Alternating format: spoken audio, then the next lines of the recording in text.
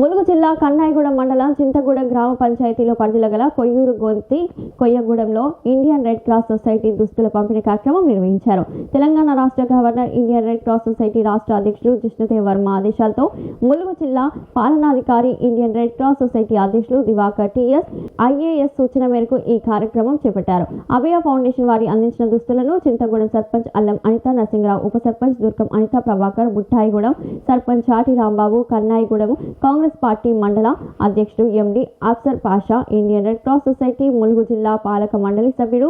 Musku Govardhan Reddy, Abhaya foundation వారు 20 కుటుంబాలకు పంపించిన 6 కుర్తాలు, 44 పిన్నోస్, 44 బ్లౌజులు, 16 బ్లాంకెట్స్, 16 నెక్కర్స్, 6 పైజామాలు, 26 ట్రప్సెస్, 66 షార్ట్స్ తదితర రకాల దుస్తులు పంపించారు. ఈ కార్యక్రమంలో గ్రామ కాంగ్రెస్ పార్టీ అధ్యక్షులు Vangala Suman, SP ST atrocity number Sunkarkani Rambabu, మాజీ ఉప సర్పంచ్ చింగా కృష్ణ, యూత్ అధ్యక్షులు గొస్కుల నవీన్, సోషల్ మీడియా మండల కోఆర్డినేటర్ గొస్కుల సదానరావు, యూత్ నాయకులు మహేష్, సాంబయ్య నాయకులతో పాటు గొత్తికోయ గ్రామ పెద్దలు, మహిళలు తదితరులు పాల్గొన్నారు.